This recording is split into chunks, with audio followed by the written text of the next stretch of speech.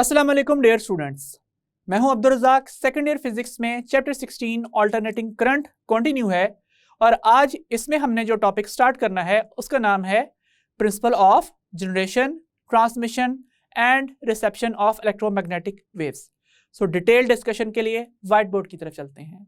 Dear students, हम chapter number 16 alternating current में आज स्टार्ट करने जा रहे हैं principle of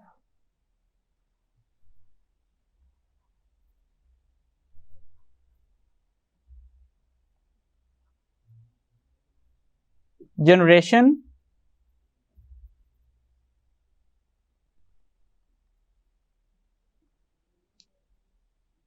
transmission and reception of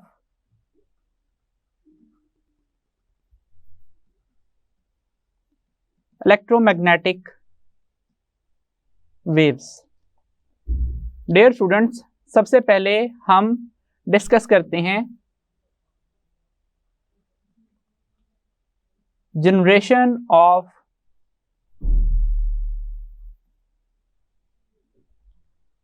electromagnetic waves की सब हेडिंग। डियर स्टूडेंट्स, हम ये बात जानते हैं कि एक चार्ज की डिफरेंट स्टेट्स हो सकती हैं। पहली स्टेट क्या है? That is rest.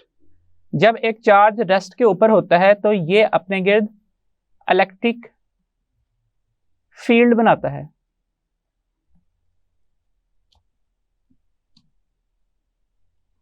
ये इलेक्ट्रिक फील्ड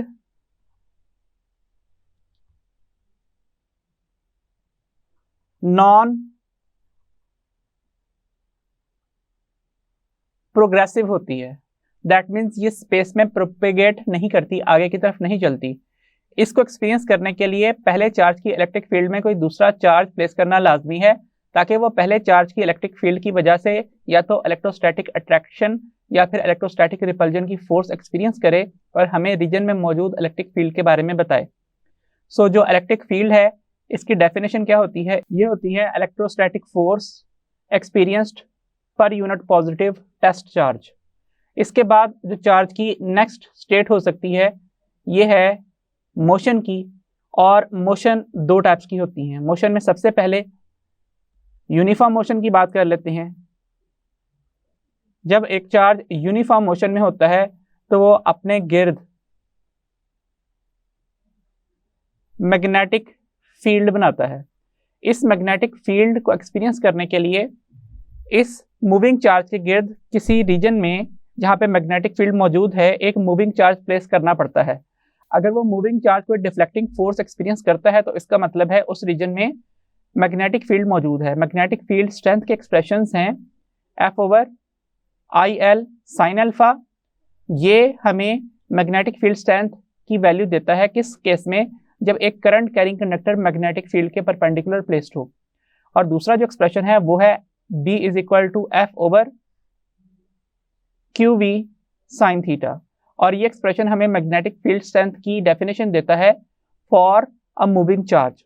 सो इन दोनों में से किसी भी एक फार्मूला को यूज करते हुए हम गिवन कंडीशन के मुताबिक मैग्नेटिक फील्ड स्ट्रेंथ एक पॉइंट पे फाइंड आउट कर सकते हैं।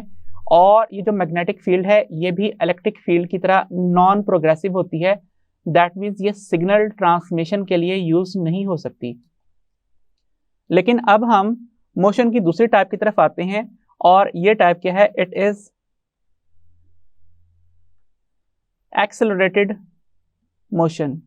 एक्सेलरेटेड मोशन, फॉर एग्जांपल, अगर एक चार्ज सर्कल में घूम रहा है तो उसकी मोशन एक्सेलरेटेड मोशन है, जिसमें सेंट्रीपिटल फोर्स है जो उस चार्ज को स्ट्रेट पाथ के बजाय कर्व्ड पाथ में बेंड कर रही है। और इसकी एक स्पेशल एग्जांपल है एक्सेलरेटेड मोशन की, दैट इज ऑसिलेटरी मोशन। जब एक चार्ज स्पेस में गिवन किसी पॉइंट के गिर्द ऑसिलेटरी मोशन परफॉर्म करता है, फॉर एग्जांपल अगर यहाँ पे कहा जाए कि एक पॉजिटिव चार्ज है जो अपनी मीन पोजीशन के गिर्द ऑसिलेट कर रहा है इस तरह से। ये जैसे ही इस कंडीशन में आता है, फिर यहाँ पे आता है, फिर यहाँ पे आता है और फिर यहाँ पे आता है, दैट मीन्स टाइम के हिसाब से मैंने इस चार्ज की ऑसिलेशन के डिफरेंट इंस्टेंट्स रिप्रेजेंट किए हैं। तो जब ये चार्ज यहाँ पे होता है, इलेक्ट्रिक फील्ड इसके गिर्द मौजूद होती है। जब ये ऊपर की तरफ आता है तो इलेक्ट्रिक फील्ड भी ऊपर की तरफ आती है। फिर दोबारा मीन पोजीशन की तरफ आता है, इलेक्ट्रिक फील्ड भी मीन पोजीशन पे आती है। और जब डाउनवर्ड यहाँ पे पहुंचता है तो इलेक्ट्रिक फील्ड भी डाउनवर्ड इस पॉइंट के ऊपर पहुंचती है। और दोबारा सेंट्रल पोजीशन पे आते हुए ये इलेक्ट्रिक फील्ड भी यहाँ पे इस तरह से आ जाती है। तो अगर हम एक कॉन्टिन्यूस यहाँ पे इसका पाथ रिप्रेजेंट करें तो इस तरीके से जो इलेक्ट्रिक कॉम्पोनेंट है वो वेरी होता हुआ दिखाई देता है। और जाहिर बात है ये ऑसिलेशंस कहाँ पे हैं, ये ऑसिलेशन स्पेस टाइम के 4 डायमेंशनल स्ट्रक्चर के अंदर हैं, जिसकी हम 2 डायमेंशनल रिप्रेजेंटेशन यहाँ ड्रॉ कर रहे हैं। अब जब ये पॉजिटिव चार्ज ऑसिलेट करता है तो यहाँ पे इसकी वजह से जो स्पेस टाइम का स्ट्रक्चर है उसमें भी डिस्टर्बेंस जनरेट होती है और वहां पे इलेक्ट्रिक फील्ड इस तरह से ऑसिलेट करती है। यहाँ पे बनाएगी इलेक्ट्रिक फील्ड लाइंस थोड़ा ऊपर की तरफ बेंड कर जाती हैं और साथ यहाँ पे बनाएगी इलेक्ट्रिक फील्ड लाइन जरा डाउनवर्ड डायरेक्शन में बेंड कर जाती है। तो इस तरीके से ये स्पेस टाइम के स्ट्रक्चर में जो है वो इलेक्ट्रिक फील्ड की डिस्टर्बेंस जनरेट होती है और इसके परपेंडिकुलर डायरेक्शन में मैग्नेटिक फील्ड भी जनरेट होती है। तो अगर मैं यहाँ पे इस जगह के ऊपर इस तरीके से एक प्लेन रिप्रेजेंट करूँ जो कि इस पहली प्लेन के परपेंडिकुलर हो, इस तरह से ड्रॉ किया जाए, तो यहाँ पे बनाई गई मैग्नेटिक फील्ड इस तरह से होगी कि यहाँ पे जो डिस्टर्बेंस है वो टुवर्ड्स अस होगी और यहाँ पे डिस्टर्बेंस हमसे अवे होगी। और इसको हम अगर रिप्रेजेंट करना चाहें तो इस तरीके से इस को रिप्रेजेंट कर सकते हैं, जिसमें ये जो ऑसिलेशंस हैं ये बोर्ड से अंदर और बोर्ड से बाहर की तरफ हैं। तो अगर यहाँ पे लाइन मैग्नेटिक फील्ड की ड्रॉ की जाए तो वो भी बोर्ड से बाहर और फिर दोबारा प्लेन पे जा रही है और यहाँ पे बनाई गई मैग्नेटिक फील्ड के स्ट्रक्चर में डिस्टर्बेंस इनटू द पेज जा रही है और उसके बाद दोबारा यहाँ पे बाहर की तरफ आ रही है और बाकी लाइंस को हम स्ट्रेट रिप्रेजेंट कर देते हैं। और हम ये भी बात जानते हैं कि जब इलेक्ट्रोमैग्नेटिक वेव जनरेट होती है तो उसमें इलेक्ट्रिक और मैग्नेटिक कंपोनेंट्स का साथ प्रेजेंट होना लाजमी है। आप इन इलेक्ट्रोमैग्नेटिक वेव्स में से इलेक्ट्रिक या मैग्नेटिक कंपोनेंट अलहदा नहीं कर सकते, क्योंकि जब इलेक्ट्रिक और मैग्नेटिक कंपोनेंट्स अलहदा मौजूद होते हैं तो वो प्रोग्रेसिव नहीं होते, वो स्पेस में ट्रेवल नहीं करते। लेकिन जो इस केस में इलेक्ट्रोमैग्नेटिक वेव बनती है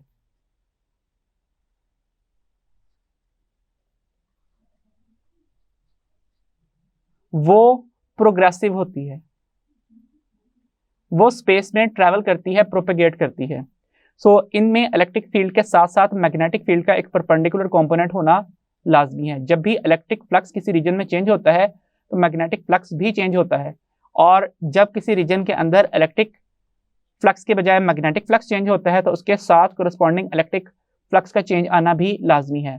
इस तरीके से जब स्पेस में एक चार्ज ऑसिलेट करता है अपनी मीन पोजीशन के गिर्द इस तरह से टू एंड फ्रो मोशन करता है अबाउट इट्स मीन पोजीशन, तो इस वजह से यहाँ पे जो स्पेस टाइम का स्ट्रक्चर है उसमें वेव जनरेट होती है जो आगे की तरफ प्रोपेगेट करती है विद वेलोसिटी v, जिसमें यह है इलेक्ट्रिक कंपोनेंट और इसके परपेंडिकुलर है यहाँ पे इस तरह से बनने वाला मैग्नेटिक कंपोनेंट। ये है मैग्नेटिक कंपोनेंट और ये कंपोनेंट कौन सा है, ये है इलेक्ट्रिक कंपोनेंट और ये वेलोसिटी v है। हमने यहाँ पे ये बात कही थी कि जो इलेक्ट्रिक फील्ड की डायरेक्शन है वो -v क्रॉस b के जरिए से आने वाली इलेक्ट्रिक फील्ड की डायरेक्शन के अकॉर्डेंस से आने वाली इलेक्ट्रिक फील्ड की डायरेक्शन से मैच करती है। दैट मीन्स अगर हम यहाँ डायरेक्शनल फार्मूला इस तरह से निकालें तो v क्रॉस b का जो आंसर है उसको माइनस करने से जो डायरेक्शन आती है वो इलेक्ट्रिक फील्ड की डायरेक्शन में ही होती है। इस तरीके से यहाँ पे ऑसिलेटिंग चार्जेस के जरिए से इलेक्ट्रोमैग्नेटिक फील्ड जनरेट होती है जो इलेक्ट्रोमैग्नेटिक वेव की सूरत में स्पेस टाइम के स्ट्रक्चर में डिस्टर्बेंस की सूरत में पॉइंट ऑफ जनरेशन से 3 डायमेंशनली तमाम डायरेक्शंस में ओरिजिनेट होते हुए ट्रैवल करती है। तो इस तरीके से हमने यहाँ पे डिस्कस किया कि कैसे चार्जेस जब ऑसिलेट करते हैं तो उसकी वजह से इलेक्ट्रोमैग्नेटिक फील्ड जनरेट होती है, और हमने ये भी डिस्कस किया कि स्पेस टाइम में डिस्टर्बेंस के जरिए से जो इलेक्ट्रोमैग्नेटिक फील्ड है उसकी ट्रांसमिशन कैसे होती है। ट्रांसमिशन ऑफ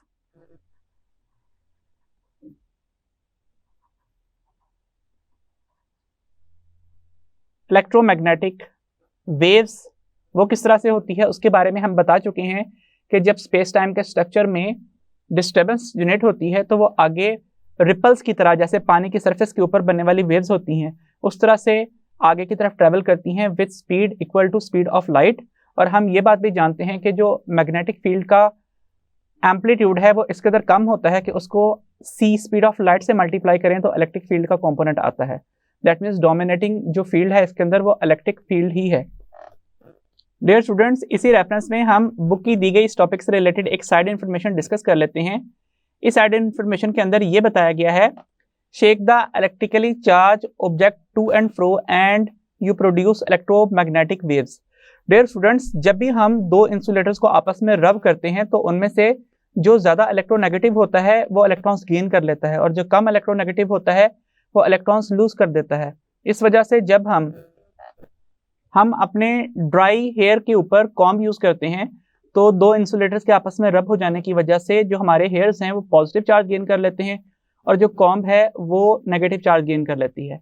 अब अगर आप सेम इसी तरह की स्माइल के साथ कॉम्ब को ऑसिलेट करवाएंगे एक मीन पोजीशन के गिर्द तो उससे स्पेस में 3 डायमेंशंस में इलेक्ट्रोमैग्नेटिक वेव जनरेट होकर प्रोपेगेट करना स्टार्ट कर देगी। लेकिन इसकी जो फ्रीक्वेंसी है वो बहुत ही कम होगी। लेट्स से हम कहते हैं कि हम बहुत भी फास्ट ऑसिलेशन करवाएं तो 1 सेकंड में कॉम्ब की कितनी ऑसिलेशन करवा सकते हैं? 2 हर्ट्ज। इससे v is equal to F lambda के मुताबिक जो वेवलेंथ बनेगी वो किस तरह से आएगी? c over f is equal to lambda. यहाँ पे हमने v की जगह पे c इसलिए यूज कर दिया है कि electromagnetic wave speed of light से ट्रेवल करती हैं। सो अगर लैम्डा फाइंड आउट करना है तो हम क्या करेंगे, यहाँ पे 3 इंटू 10⁸ मीटर पर सेकेंड पुट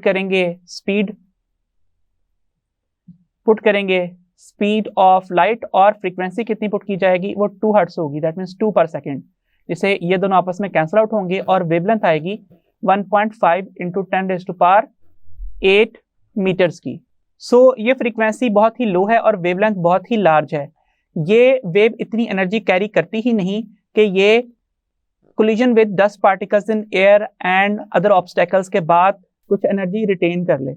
सो इस वजह से जो इक्वेशन है इज इक्वल टू hf या फिर hc ओवर लैम्डा, उसके मुताबिक वेवलेंथ बहुत ज़्यादा है, फ्रीक्वेंसी बहुत कम है, तो एनर्जी बहुत ही कम ये वेव कैरी करेगी, जिसकी वजह से चंद एक 10 पार्टिकल से कोलिजन या फिर स्कैटरिंग के नतीजे में ये वेव अपनी थोड़ी बहुत कैरिड एनर्जी को लूज कर देगी। सो इस वजह से एक जो लो फ्रीक्वेंसी सिग्नल है वो बहुत ज़्यादा एनर्जी कैरी नहीं करता कि उसे हम फार ऑफ प्लेसेस पे विदाउट एनर्जी लॉस ट्रांसमिट करवा सकें या उसमें कुछ थोड़ी बहुत एनर्जी बच जाए अपनी रिक्वायर्ड लोकेशन पे पहुंचने के बाद इसको हम एम्पलीफाई कर सकें। So low frequency waves are not suitable for long distance transmission in some dispersive medium. Dispersive medium क्या है? जो एनर्जी को दूसरी फॉर्म्स में डिसिपेट कर देता है।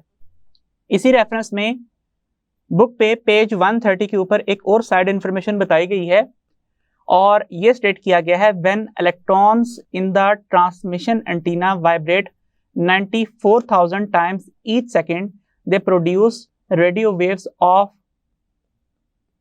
having frequency 94 kilohertz. सो इसका मतलब है कि अगर इनकी फ्रीक्वेंसी 1 सेकेंड में 94,000 टाइम्स है, सो इस वजह से जो फ्रीक्वेंसी जनरेट होगी वो होगी 94 इंटू 10⁻³ एंड पर सेकेंड के लिए इस तरह लिख लेते हैं। अब हम 94 इंटू 10⁻³ पर सेकेंड को हर्ट्स लिख लेते हैं और इस टर्म को किलो लिख लेते हैं। तो इसका मतलब है कि 94 किलो हर्ट्स की जो वेव बनेगी वो अब इतनी एनर्जी कैरी करती होगी कि वो फार ऑफ प्लेसेस तक ट्रेवल करे और डिस्पर्जन के बावजूद कुछ ना कुछ एनर्जी हमारी टारगेट पोजीशन तक पहुंच जाए।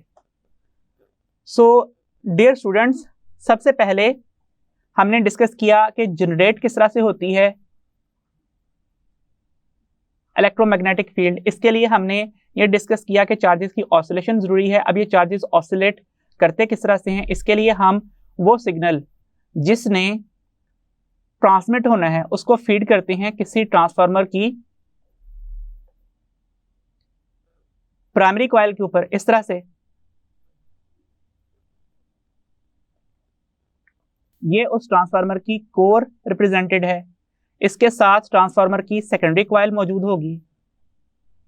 सेकेंडरी कॉइल का एक टर्मिनल ग्राउंड कर दिया जाएगा, ग्राउंड से मुराद ये है एक ऐसा टर्मिनल जो तमाम पॉजिटिव या नेगेटिव चार्जेस एब्जॉर्ब भी कर सकता है और रिक्वायरमेंट पे रीसप्लाई भी कर सकता है।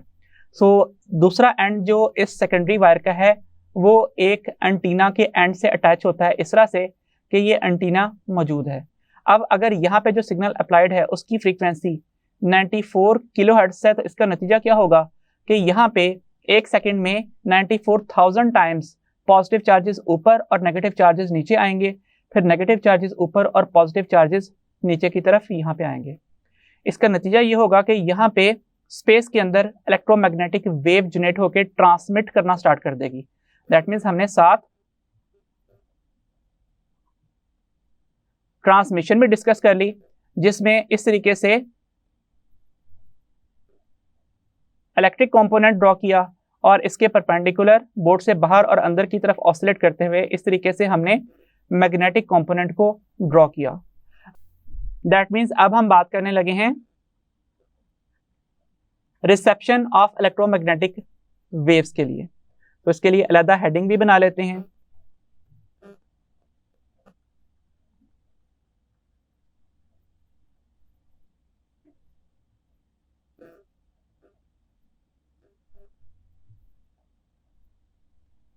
रिसेप्शन ऑफ इलेक्ट्रोमैग्नेटिक वेव्स के लिए हमें सबसे पहले जो चीज रिक्वायर्ड है that is a receiving antenna। यहां पे इन इलेक्ट्रोमैग्नेटिक वेव्स के पाथ में कहीं अगर हम कोई रिसीविंग एंटीना इस तरह से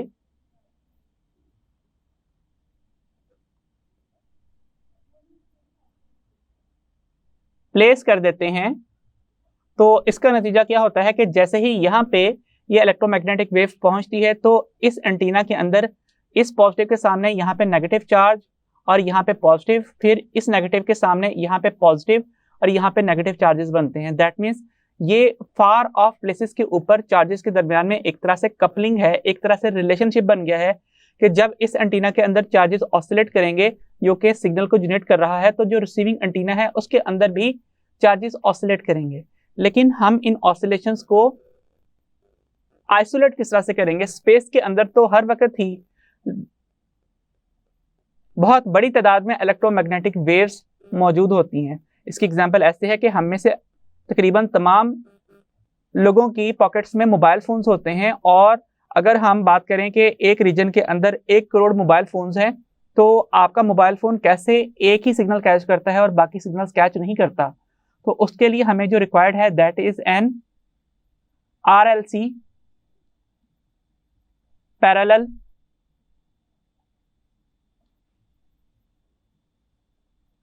रेजोनेंस सर्किट, जिसका नाम क्या है? जिसका नाम है रिजेक्टर या फिर टैंक सर्किट। हमने यहाँ पे जो रिसेप्शन के लिए एंटीना लगाया है, हम इसके अंदर एक RLC parallel resonance ejector circuit यहाँ पे ड्रॉ कर देते हैं इस तरह से कि इस जगह के ऊपर मौजूद है एक रेजिस्टर,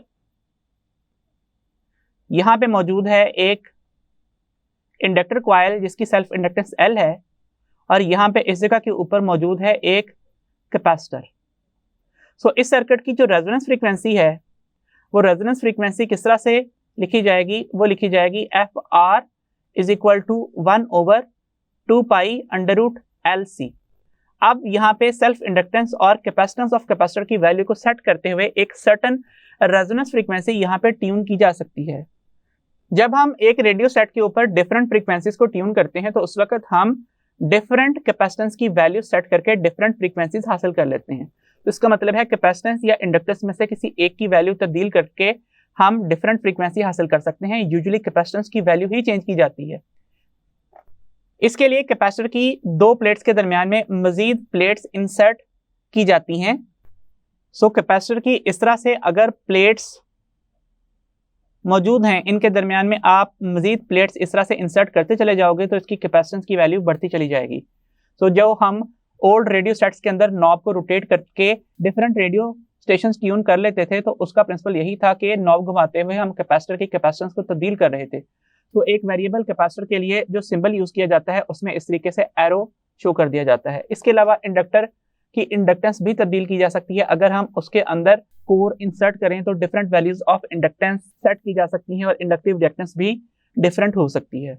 डियर स्टूडेंट्स, चूंकि यहाँ पे पैरेलल रेजोनेंस सर्किट यूज किया जा रहा है तो हम ये बात जानते हैं कि पैरेलल रेजोनेंस सर्किट के लिए जो इंपीडेंस वर्सेस फ्रीक्वेंसी ग्राफ आता है आइडियली उसकी शेप कुछ इस किस्म की होती है। दैट मींस रेजोनेंस फ्रीक्वेंसी को वो बहुत ज्यादा अपोज करता है और उसके गिर्द एक सर्टेन बैंड विड्थ होती है जिसको ये सर्किट आसानी से अपने अंदर से गुजरने नहीं देता। और इसके अलावा अगर हम इस पैरेलल रेजोनेंस सर्किट के लिए current versus frequency graph draw करें तो वो इस तरह का होता है। इसका मतलब यह है कि यहाँ पे वो जो सर्टेन फ्रीक्वेंसी रेंज है, वो जो बैंडविड्थ है, उसके अंदर करंट इस सर्किट से मिनिमम फ्लो करता है, बहुत ज़्यादा करंट फ्लो नहीं करता। बाकी तमाम फ्रीक्वेंसीज में से जो लो फ्रीक्वेंसीज हैं वो इधर से पास कर जाती हैं और शॉर्ट सर्किट होकर ख़त्म हो जाती हैं। जो हाई फ्रीक्वेंसीज हैं वो कैपेसिटर से पास करती हैं और शॉर्ट सर्किट होकर ख़त्म हो जाती हैं। लेकिन जो रेजोनेंस फ्रीक्वेंसी है उसको ये सर्किट क्या कर देता है, रिजेक्ट कर देता है। सो यहाँ पे हम लिख देते हैं कि in such case resonance frequency is rejected. उसके बाद ये जो रिजेक्टेड फ्रीक्वेंसी एफ आर है, it is fed to an amplifier circuit. Amplifier circuit इसको रिसीव करता है इस तरह से कि यहां से रिजेक्ट होने वाली जो फ्रीक्वेंसी है वो आगे एक और सर्किट को फीड कर दी जाती है जिसका नाम अभी हमने लिखा। इस सर्किट को हम क्या कहते हैं, एम्पलीफायर सर्किट कहते हैं। सो ये उसको एम्पलीफाई करता है और एक सर्टेन रेडियो सेट ट्यून हो जाता है।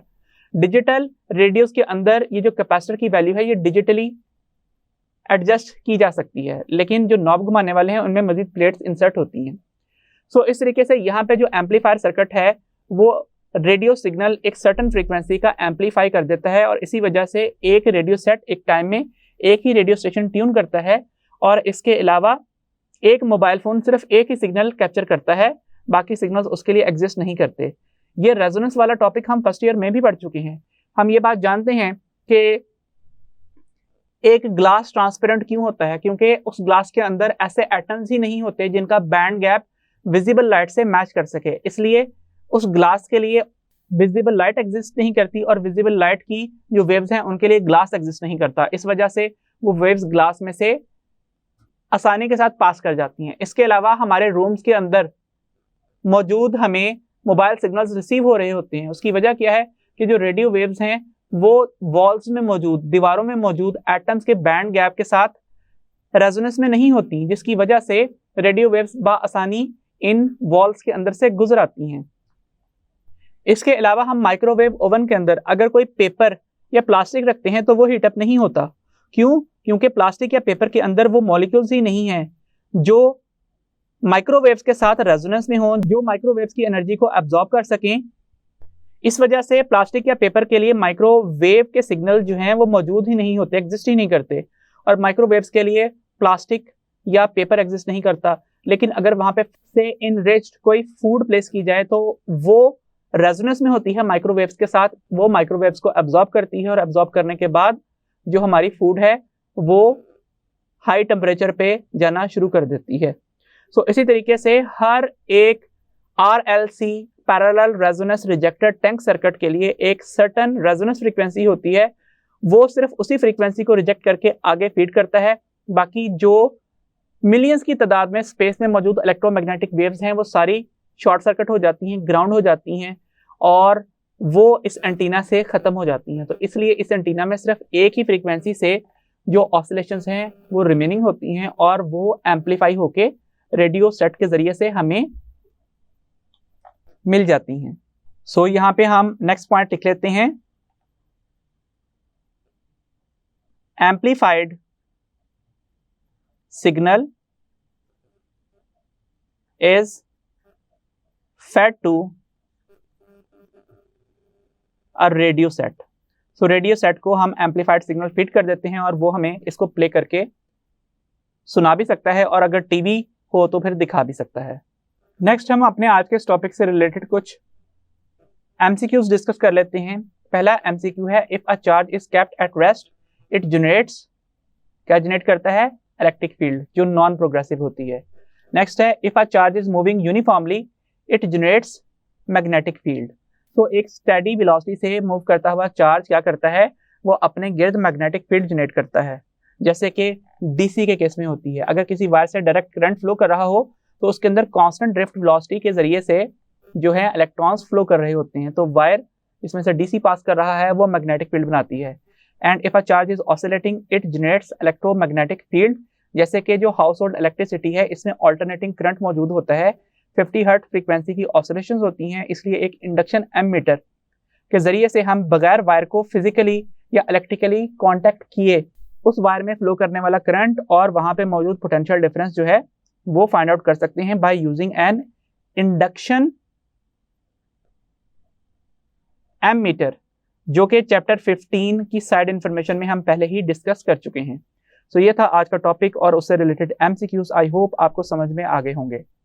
सो डियर स्टूडेंट्स, आज के लेक्चर में हमने ये सीखा कि किसी भी ट्रांसमिशन एंटीना से किस तरीके से इलेक्ट्रोमैग्नेटिक वेव्स जनरेट होती हैं, स्पेस में किस तरीके से प्रोपेगेट करती हैं, और एक रिसीविंग एंटीना किस तरीके से एक सर्टेन फ्रीक्वेंसी को रिसीव करके एम्पलीफायर सर्किट को फीड करता है।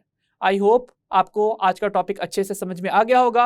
अंटिल द नेक्स्ट टॉपिक, खुदा हाफिज।